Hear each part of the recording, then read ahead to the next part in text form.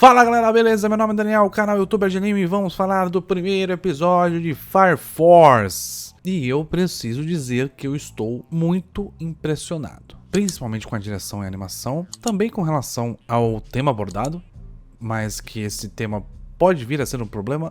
Eu só quero ver onde vai dar isso. Eu quero muito assistir o resto. Estou extremamente interessado. Eu vou falar de 5 pontos. Da construção do mundo, da personalidade do protagonista, do fanservice que teve, da direção, da animação. São 5 pontos principais que eu vou abordar. Então, a primeira coisa que é a construção desse mundo é que, não muito tempo atrás, pessoas começaram a entrar em autocombustão. E os bombeiros especiais, eles foram criados para combater as chamas dessas pessoas, as chamas causadas por essas pessoas, e também, obviamente, as próprias pessoas que se transformavam em Infernals. Além disso, além de combater isso, a ideia é que eles também consigam identificar qual a razão disso está acontecendo, por que isso está acontecendo, qual o motivo dessas pessoas estarem entrando em autocombustão e virando Infernals. Uma das poucas coisas que eles sabem é que se você atingir o core dos Infernals, você acaba matando eles, né? Então, isso é uma das poucas coisas que eles sabem. Que o nome Infernals, assim como várias outras coisas que eu vou falar agora, induz a gente a pensar que aparentemente há uma relação entre os poderes, né, os poderes tanto dos bombeiros quanto dos infernos, e a religião desse mundo. Então há uma relação muito próxima entre as duas coisas, aparentemente, é o que está dando a entender. O que faz sentido, porque geralmente a humanidade, quando não consegue dar uma resposta lógica a algo, ela acaba criando uma crença sobre aquilo.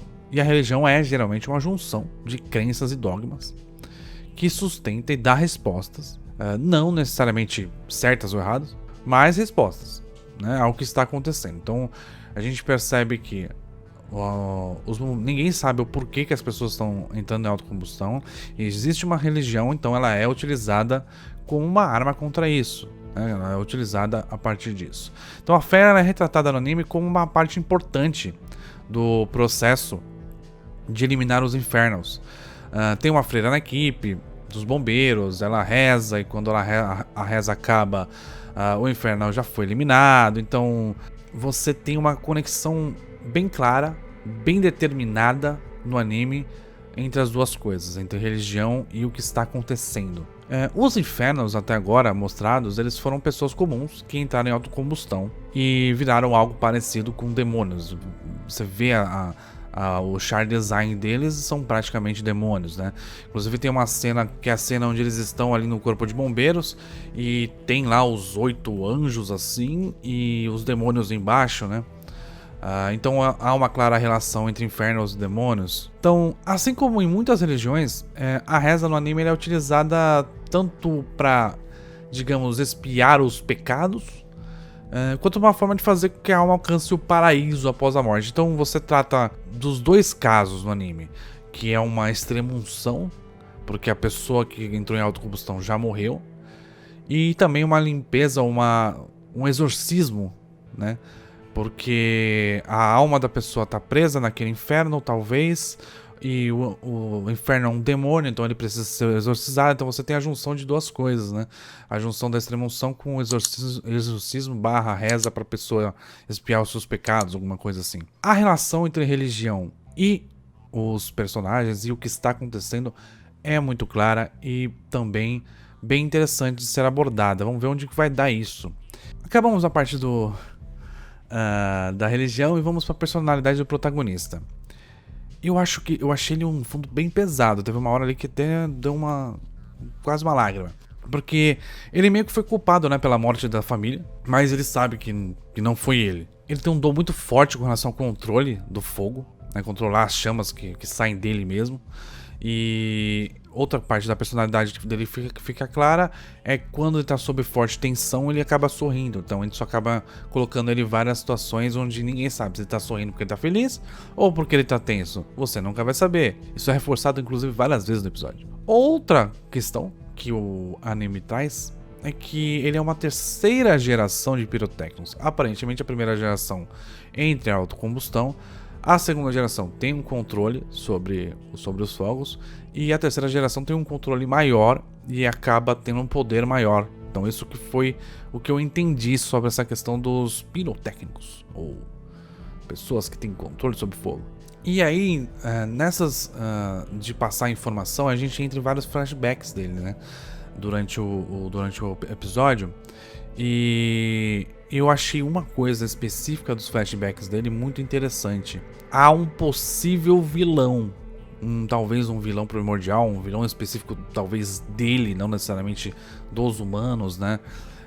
O que faz a gente achar que tem mais coisa por aí, que abre um mistério no roteiro, né? Que não vai ser só combater os demônios cada vez mais fortes e o cara evoluir na habilidade dele, que tem uma coisa por trás, né? A própria questão da religião, ela pode implicar nisso, ela pode estar implicada nessa questão do mistério. Gostei também dessa parte da personalidade do protagonista de estar buscando respostas a uma coisa que ele viu, uma coisa que ele sentiu, né?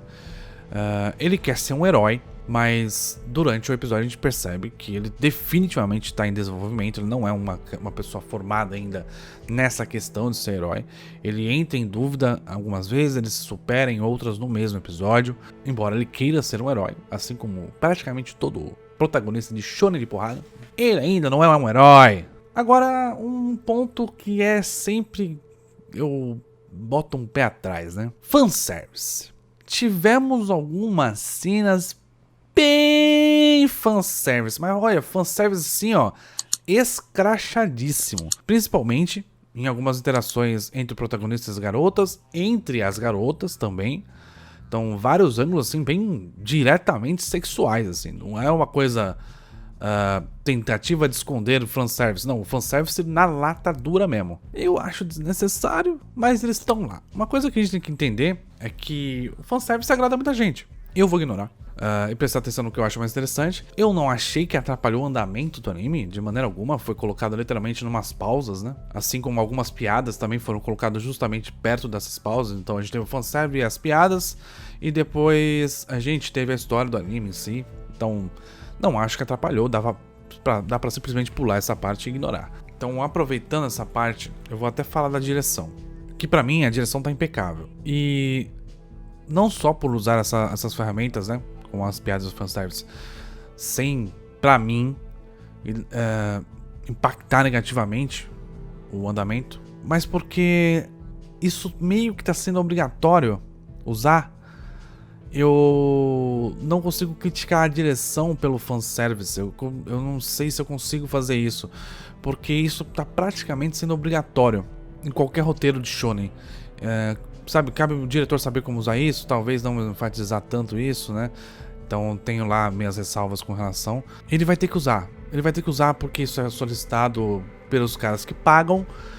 As pessoas estão comprando também por causa do fanservice.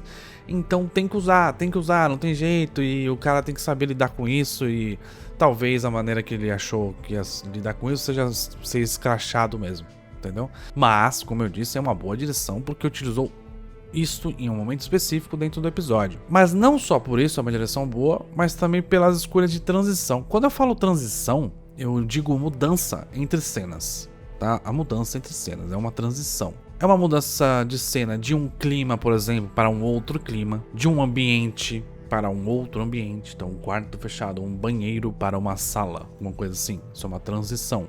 De um momento temporal, por exemplo, passado, presente ou futuro. Então você muda do passado para o presente, ou seja, um flashback para o momento atual. E a gente teve muita cena bonita nessas transições. Foi uma animação muito peculiar, assim, subjetiva, eu diria até.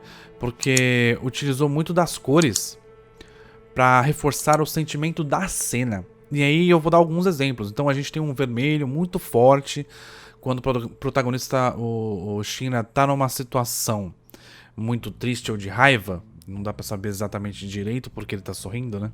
A gente tem o cinza e o amarelo-vermelho do fogo predominante no passado, após ou durante o falecimento da sua família, que é para reforçar essa questão de que o fogo meio que destruiu o passado dele. A gente tem, no momento que ele tá feliz de fato, um tom muito suave e realista, que é como se fosse essa que é a realidade que eu queria. Então quando ele lembra na relação dele, principalmente com a mãe, onde ele fala sobre ser herói ali, é tudo muito bonito, é tudo muito colorido. Você vê que é o dia bonito, o dia céu claro, entre outras coisas. Então cada um desses tipos diferentes de cena, que tratam emoções diferentes, tem uma identidade visual.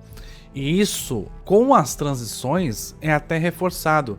Porque você tem, por exemplo, o flashback dele lembrando de coisa positiva da mãe, e ele hoje no meio do fogo, no escuro, com vermelho e amarelo só.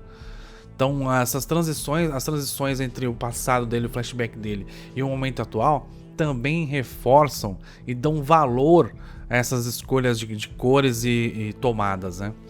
E aí já entrando no aspecto da animação, que rapaz, quanta fluidez e que fogo bonito, né? O fogo tá muito bonito mesmo. A cena do Shina lutando contra a Inferno no final do episódio teve uma animação incrível, muito bem coreografada. Acho que todas as cenas do flashbacks do Shina foram muito bem trabalhadas.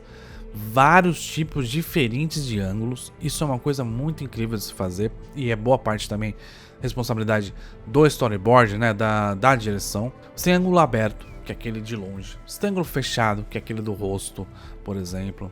Você tem tomada lateral, que é as pessoas passando assim na frente. Você tem tomada lateral com obstáculos visuais, que é a câmera mexendo, por exemplo, você vendo o que está na sua frente se mexendo e a pessoa de trás, a pessoa que está no fundo, né, as pessoas estão no fundo paradas.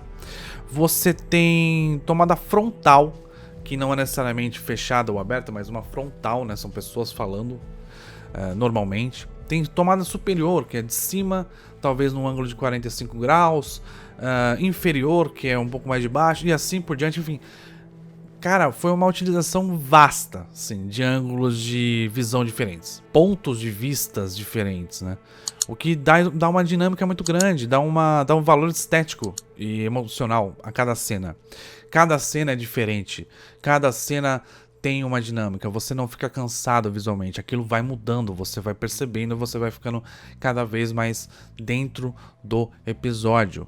Não é uma coisa muito simples de fazer. Isso é uma direção muito bem feita. Isso é uma animação muito bem feita. E, gente, é isso que eu queria falar de Fire Force. Espero que vocês tenham gostado. Deixe seu like, se inscreve no canal, aperte o sininho para receber novas notificações e não deixe de dar uma olhadinha no comentário fixado que tem alguns links interessantes para você dar uma olhadinha, tá bom? É isso, galera. Muito obrigado. Valeu. Falou!